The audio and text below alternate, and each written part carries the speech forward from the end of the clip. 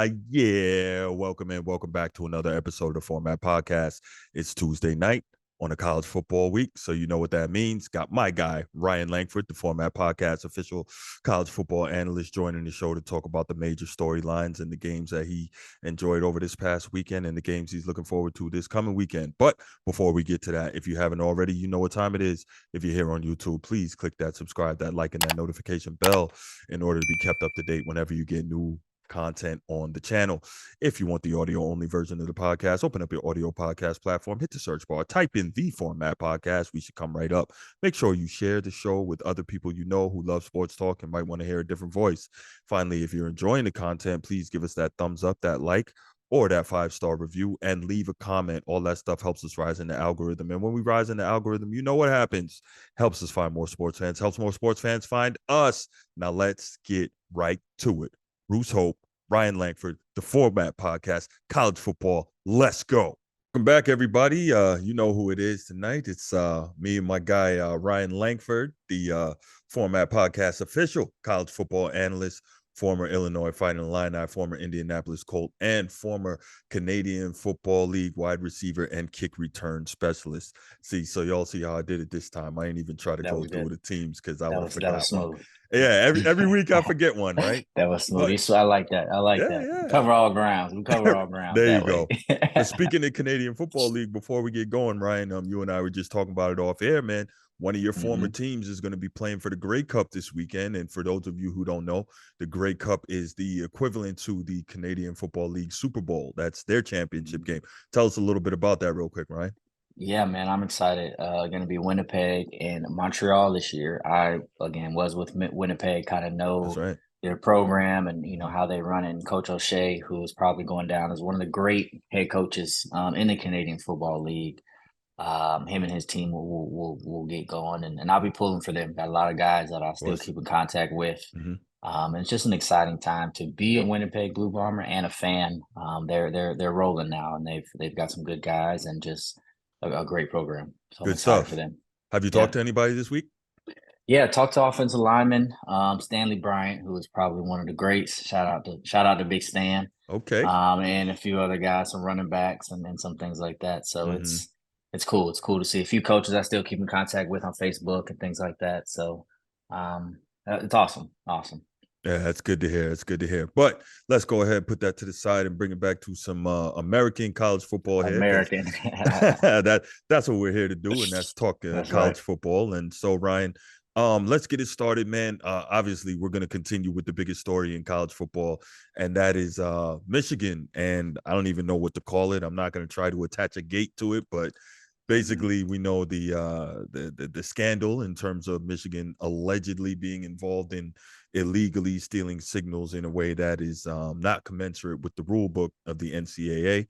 And this was crazy because we knew that, we talked about it last week, how other schools in the Big Ten were putting pressure and leaning on new commissioner Tony Petitti to discipline Michigan, which in my feeling, like, I really didn't like it because I'm a big due process guy, and I didn't like the fact at all that, they're leaning on this guy being Petitti to levy some sort of punishment on Jim Harbaugh and the Michigan program without a full investigation having been done or completed. So there's no evidence that Harbaugh did anything wrong or knew of any wrongdoing. Yet we find out that pretty much on the way to Penn State, the ruling comes out. And if I'm not mistaken, the ruling was decided upon while the Michigan football team was in the air flying to Happy Valley to take on Penn State in that big matchup over the weekend. And when they landed, they found out that Harbaugh has been suspended from coaching on the sideline for the remainder of the regular season. And before I let you get to it, I'm going to just say I think it's total BS the way they went about it. Number one, like I said, I'm a big due process guy. That's one.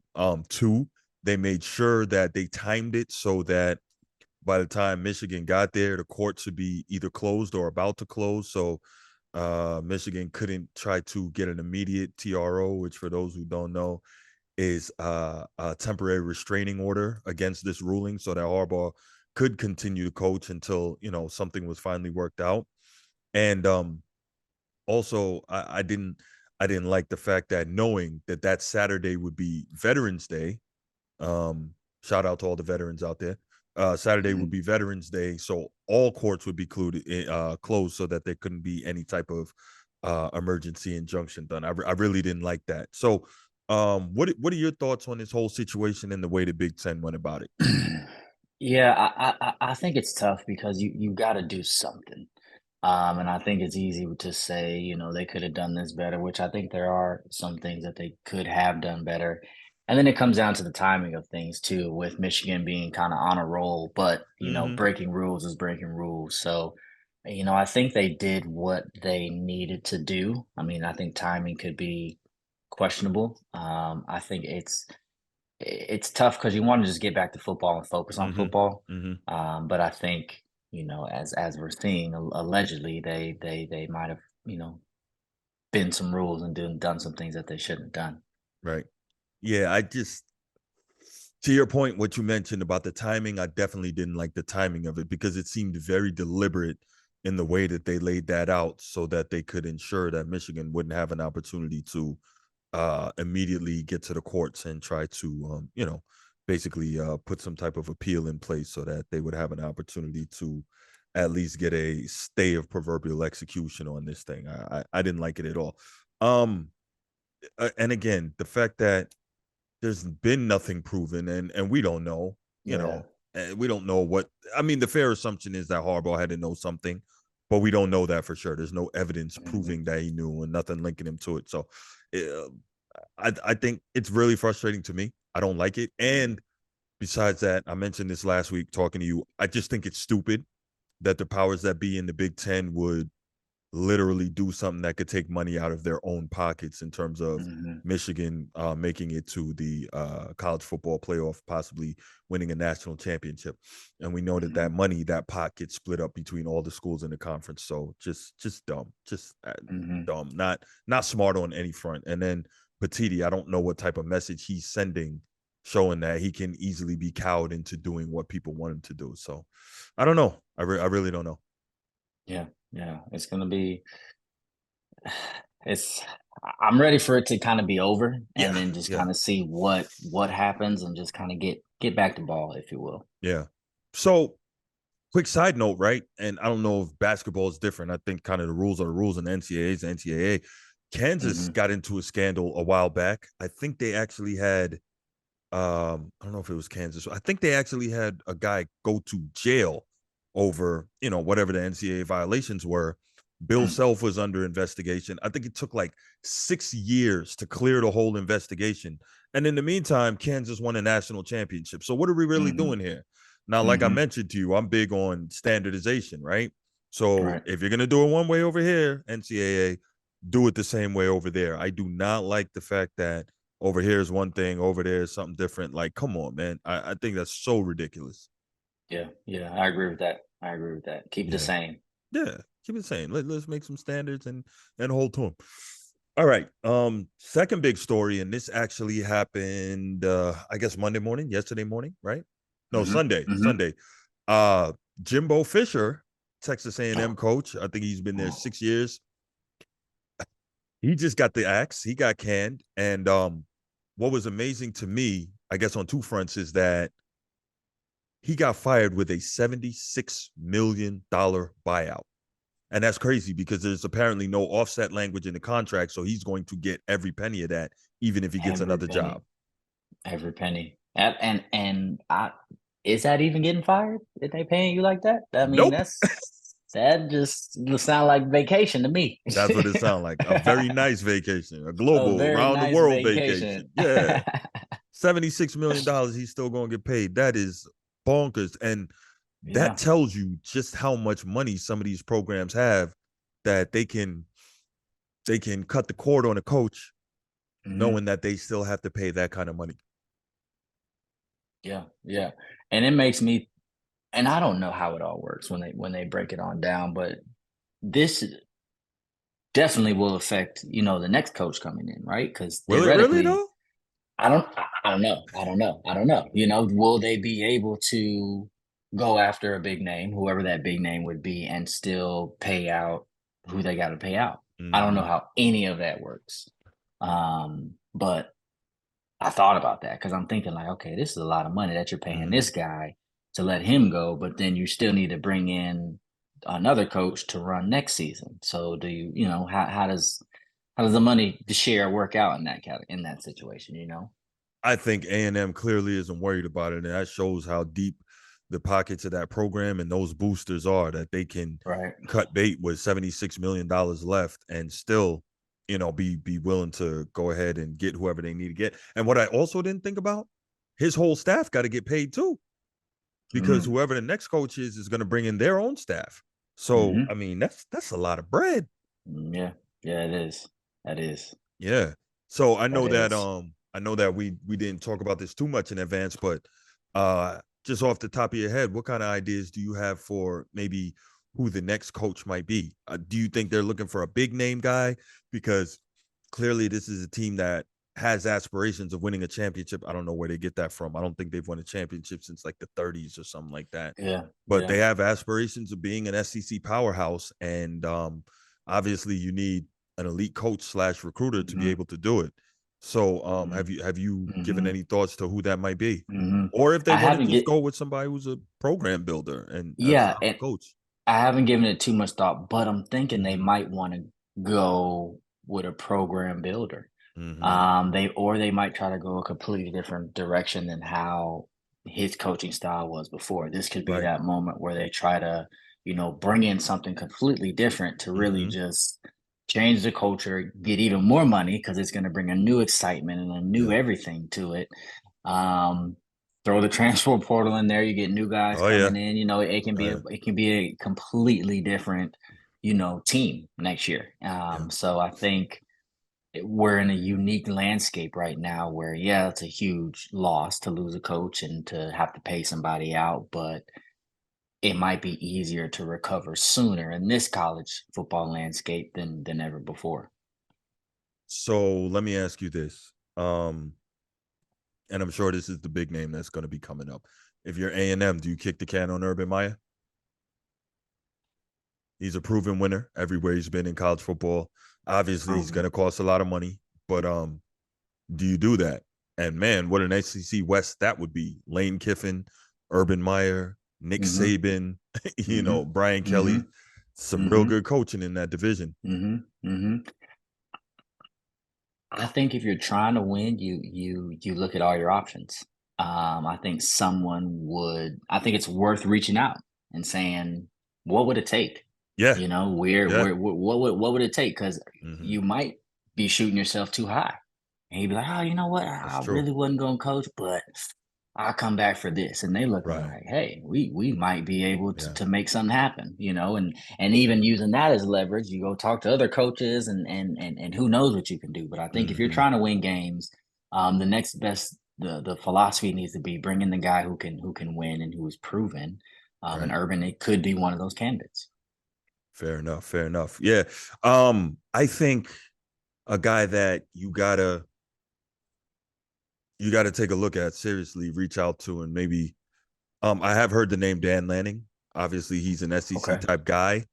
That Okay. would be a fit culturally. Mm-hmm. I think I don't know. Again, this SEC culture thing seems to be a really big thing, but I would give Kyle Whittingham a call, from Utah, and say, hey, Mm-hmm. what do you got going on? He's been there a long time. Maybe it's about time for a change of scenery for him. You Mm-hmm. pay him right. He Mm-hmm. comes out there. He's had a lot of success there. Now he comes to some place with even more talent and unlimited resources. Who knows? Right. Right. Yeah, that could be I could see that. I could see that. I Yeah, could see yeah. that. All right. Well, enough speculation on that. That's going to be an interesting one to see, kind of as things continue to fall into place.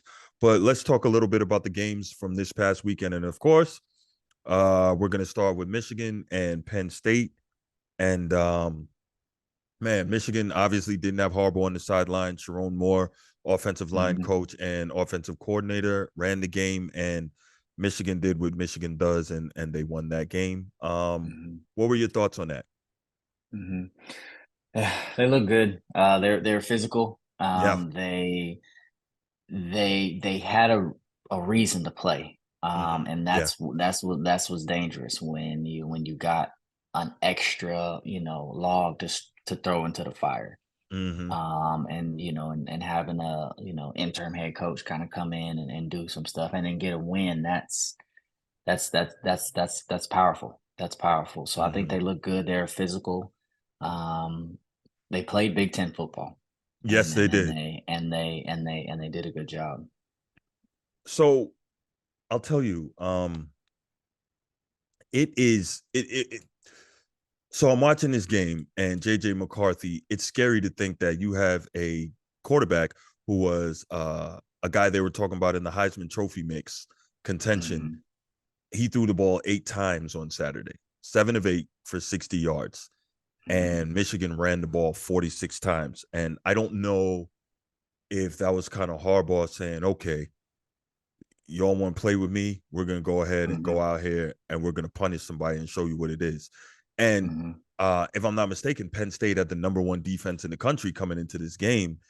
And Michigan said, you can't line up with us. And if you remember when we talked last week, I said that it was my thought that Penn State's defense was built to beat Ohio State, Hmm. but not Michigan.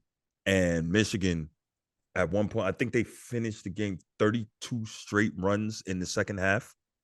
And Yeah. I believe they had one pass play, which was like called back on an interference or a penalty or something. So Hmm. that gets wiped out. But, at one point, 26 straight runs, that for sure. But 32 overall to end the game. And that right there has to be demoralizing and disheartening, no matter who you are, that somebody's going to run 32 times and not pass the ball in an entire half of football in 2023. What does that say to you? What do you think when you see something like that? Well, I think it says a lot. Being a defensive guy in that situation, that Mm-hmm. would be demoralizing. Yeah. That can break your back towards the end of the game. That Yeah. just wears you down. And you got a physical running back that's gonna Mm-hmm. expose you Yeah. because he's gonna try to run you over. Mm-hmm. You got to make the tackle. We're gonna watch the film, on Right. the next day when we grade you. So you got to step up. Mm-hmm. And I think that there probably was a little, we're going to stick it to them from Michigan. They had something to fight for. Their coach wasn't there. That's their head coach. That's their program. There's a Yeah. lot of pride that they have Oh yeah. behind your leader, kind of being in the crosshairs right now. So, Mm-hmm. it just takes one person in there to just kind of spin the locker room around and be like, "Hey, fellas, look, we all we got. We in Yeah. enemy territory. We're here. We got to do this. We got to do that." And Mm-hmm. that's what happened. Yeah. Did you see Blake Corum after the game? How his face was lumped up and he was bleeding and all that? Man, he looked like he was in a dogfight. Yeah. Yeah. But I tell you what, it almost seems like Michigan wouldn't have it any other way. Right. Like that's Right. how they want to play it. That's how they want it to be. They want to play you in a phone booth. And it's scary to play a team like that in 2023 that says, okay, Mhm. strap them up. It's gonna be a long day. You know what I mean? Mhm. Mhm. Yeah, Mhm. yeah. But I like that though. I like that kind of old school football. And you Yeah. know, you're a receiver, but you're still a Big Ten guy. So I know you can appreciate that as well. That's right. That's right. Yeah, I could. I was I yeah. was I was glad to see it.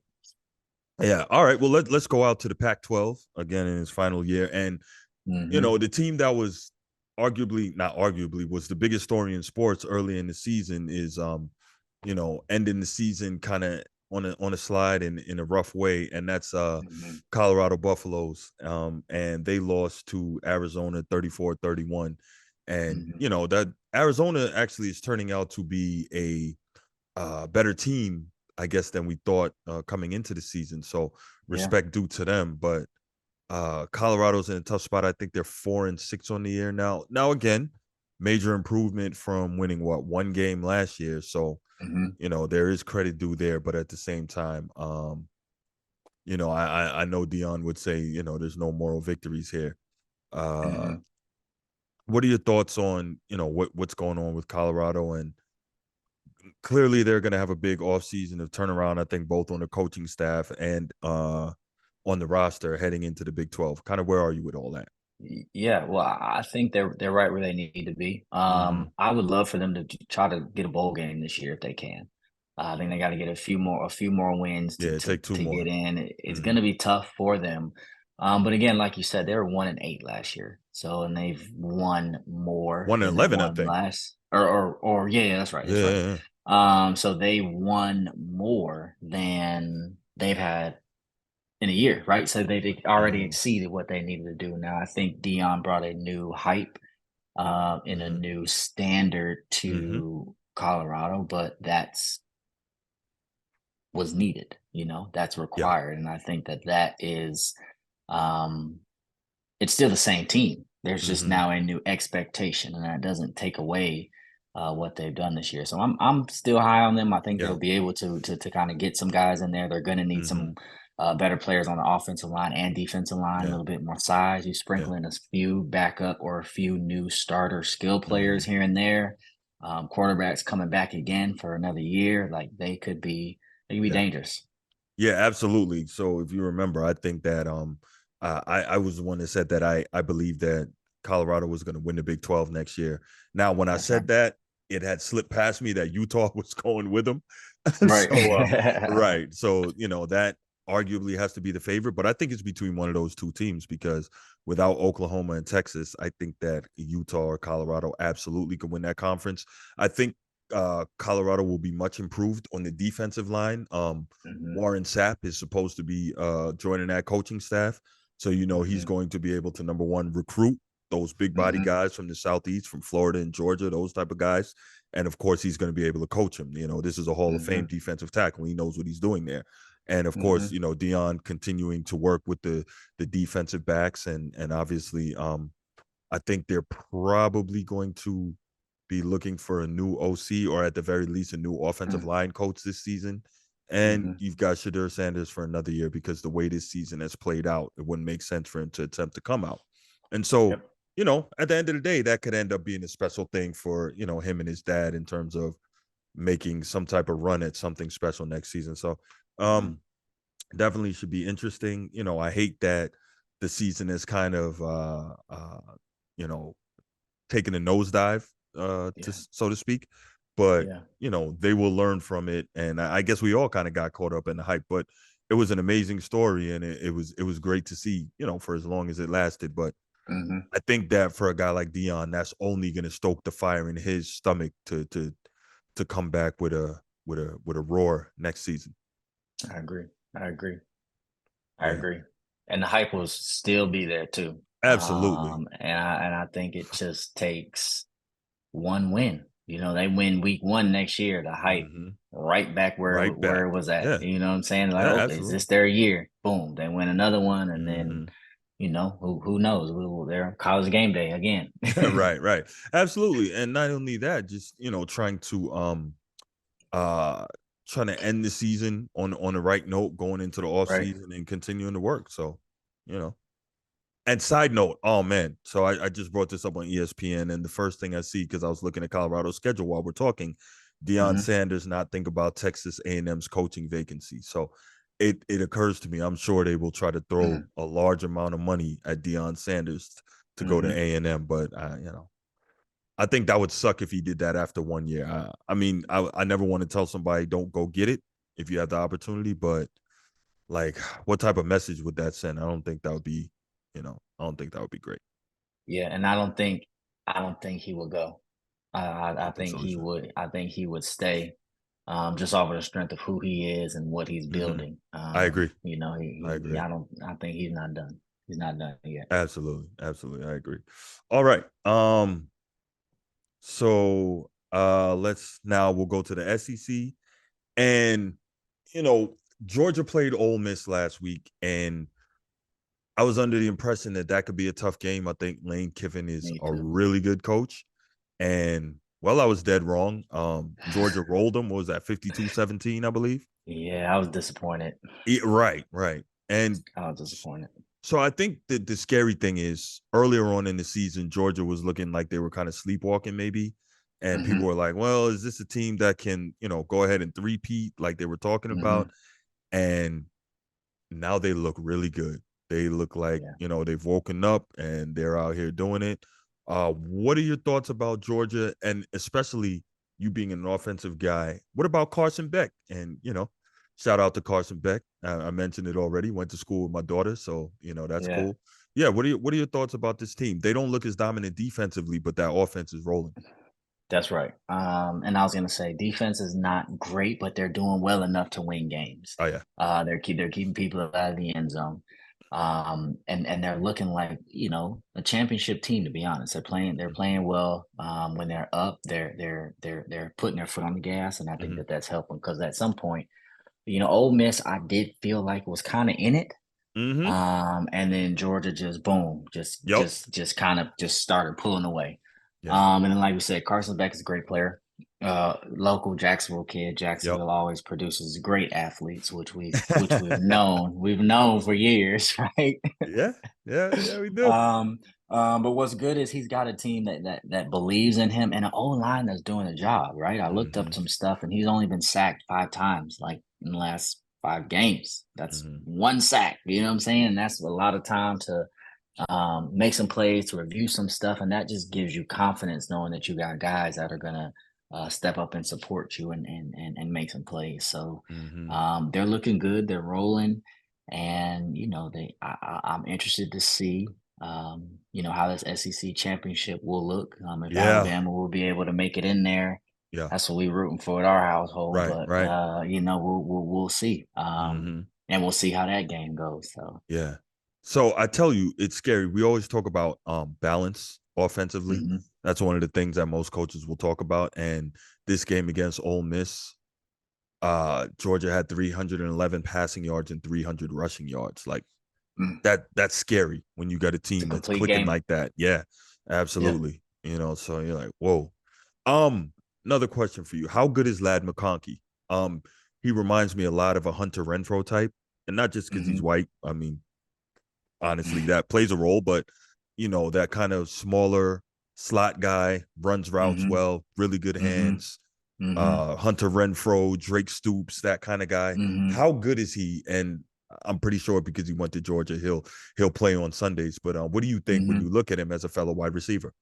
Yeah, those guys are key. Mm-hmm. No matter age, race, whatever, but being Mm-hmm. able to play the slot and know how to utilize the slot.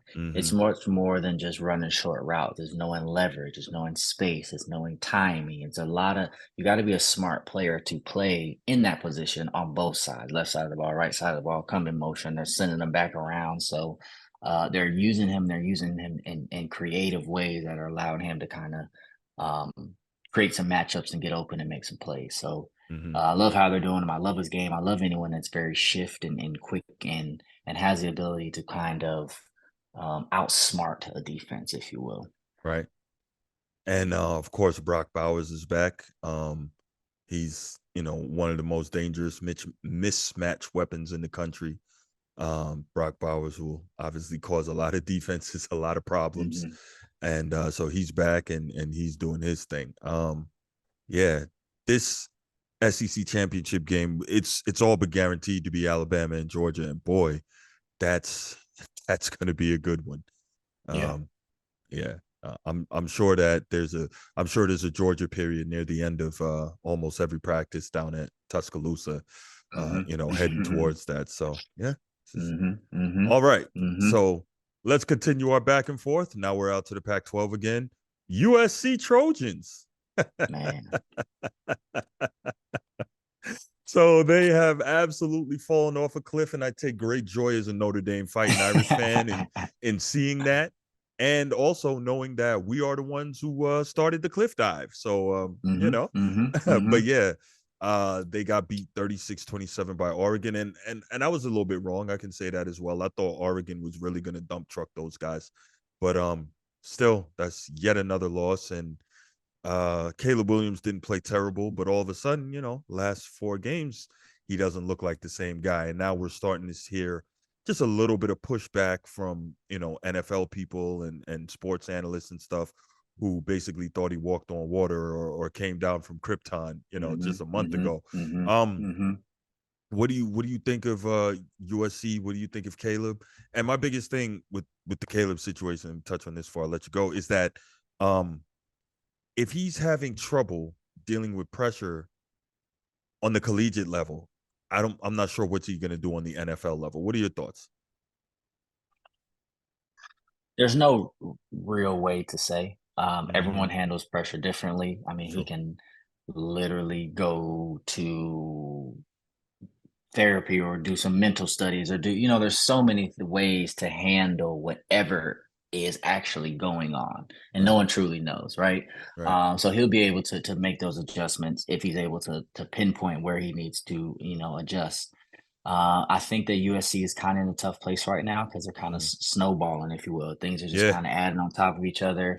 Yeah. Originally, they were thinking, okay, we might be having a chance of playing the national championship. Mm-hmm. Now they're having a conversation of it, where are we at now? Like, what's going on? So I'm really interested because I've been a part of the teams that really aren't, playing for anything, but you Mm-hmm. still got games along on the season. It's Right. hard to kind of get yourself amped up to go when you realize the opportunity that you thought you were going to be fighting for at this point in the season is no longer there. Mm-hmm. And I think that might be playing some, effect on what's going Ah. on top of just the pressure of the media and the news and guys thinking about transferring and Mm-hmm. guys going to the NFL and just thinking of, okay, well, 2024 is pretty much here now. We're not playing for what we thought. Let's reevaluate some things. Right. So it's unfortunate to see. I still think he'll get an opportunity to play in the NFL, and hopefully Absolutely. when he gets his shot, he can capitalize on it and Mm-hmm. prove everyone who's kind of backtracking on him now that he is who he says he is.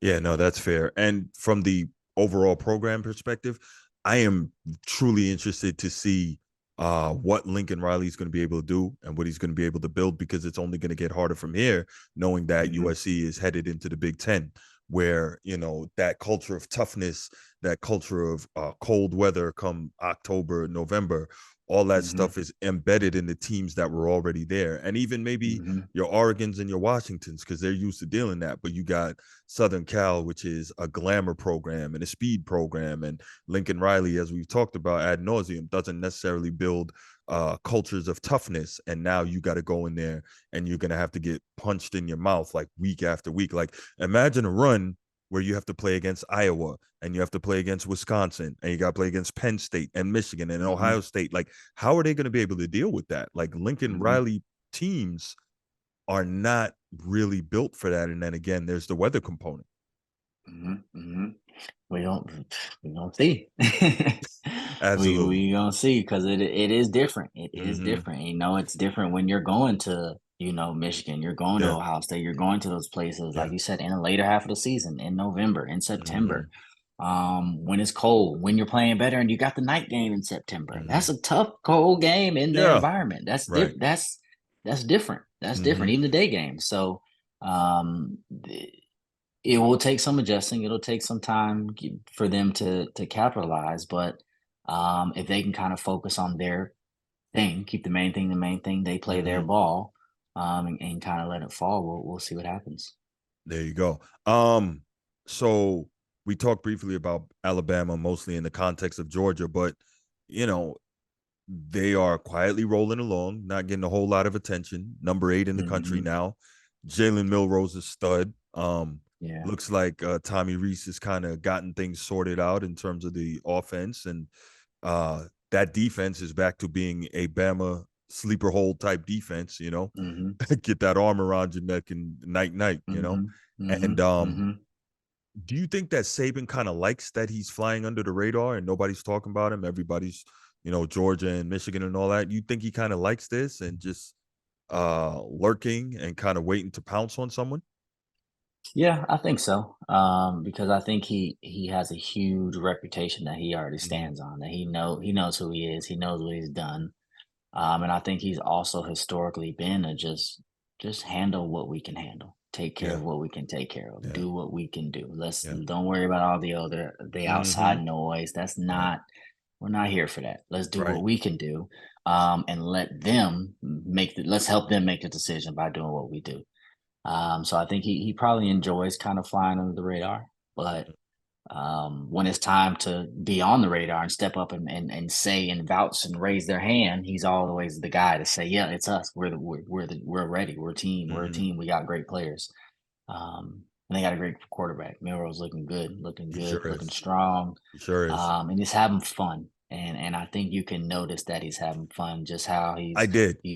boom, making plays, getting up, talking a little bit, running off the Mm-hmm. field, interacting with people after the game. He's always smiling, hugging teammates, talking to just, he's really enjoying Mm-hmm. this. And when you play fast and you're having fun and you're playing free, that's really when the magic happens. And um he's he's quietly building a little campaign to say, hey man, it's a good quarterback here. Oh yeah. Oh yeah. Yep. So before I let you get out of here, man, you got a couple of games you're looking forward to this week. This is not huge in terms of big time matchups. Of course, the SEC is taking their annual cupcake tour. They like to do that. Uh, definitely, like for instance, you see before the Iron Bowl, Auburn, Alabama. This week, Alabama is playing Tennessee, Chattanooga. Like, come on, Yeah, man, that should come on. yeah, Like that one. that. I hate when teams do that, man. This is the time when you should be going through the gauntlet, not taking That's right. rest breaks against cupcakes. But hey, so yeah, what games are you looking forward to this weekend, if any? Yeah, I'm interested. Illinois and Iowa. Okay, Tough game for yeah, Illinois, but yeah, I believe that would be a 6 win. We're trying to make a bowl game. okay, Also Iowa State versus Texas, big game mm, for Iowa State. okay. Reason why I like Iowa State, best offensive coordinator in the country, and Nate Shieldhouse, my former quarterback. So I'm rolling with my Ah, dog. okay, okay, They all got the right, bowl game this year, so it's been cool for me to kind of sit back and see what they're doing and kind of the offensive mindset and program that they're building. So okay. want to see them. I think Texas is coming up to Iowa, and I've been there. That's a big, or in Iowa State rather. That's a hostile environment, man. Is It's it exciting. They got a really good fan base, okay? good people up there. So hoping Iowa State can come out on top, man. It'd be a huge win for the Cyclones. Got you. Yeah, I think I'm looking forward to was this Washington and Oregon State. I think Yeah. I think that's a big one out west. Was that number 5 versus number 12? Oregon State is another team that's quietly very competitive. Hmm. DJ Uyunglele, transfer from Clemson, quarterback. Hmm. I don't think he's ever going to live up to the billing as being, an ultra hyped 5-star guy who was supposed to be the next guy at Clemson, but he's, quietly kind of resurrected himself and playing well out there at Oregon State. Oregon State runs the football, has a very good defense, so they're going to test Penix again. So I think that should be a pretty good game. But it seems like this week is kind of like, all right, let's Hmm. get some of these games out of the way, but we're really loading up for uh that final regular season weekend, which is obviously after Thanksgiving. And that's Yep. that's Ohio State, Michigan, which is the one, right? Everybody's waiting Yep. for that one. Yep. Washington State in the Apple Cup, Oregon State. So got some Hmm. got some really good ones there. Hmm. But Hmm. obviously that's not this weekend, that's the following weekend. But yeah. Yeah. Cool, man. Yeah, they'll be like I said, it'll be kind of sleeper games this week, Mm-hmm. but next week will be a little bit more exciting. But yeah, Oh I'm yeah, pulling for absolutely. Illinois, Yeah. pulling for Iowa State, Okay. and we'll see what happens. All right. Well, Ryan, man, thanks so much as always. Appreciate you joining. And for those of you watching here on YouTube, please make sure you go ahead, click that subscribe, that like, that notification bell if you haven't already. Make sure you stay up to date on the content. We'll get back with you next week, talk some more college football. Hopefully, we'll have some more news on this Michigan thing, see where Jim Harbaugh is Yeah, with that. And maybe we will have an Iowa State Cyclones victory, huh? that's right. That's right. And Illinois And line of out. We need it. course, fighting the line out. Definitely.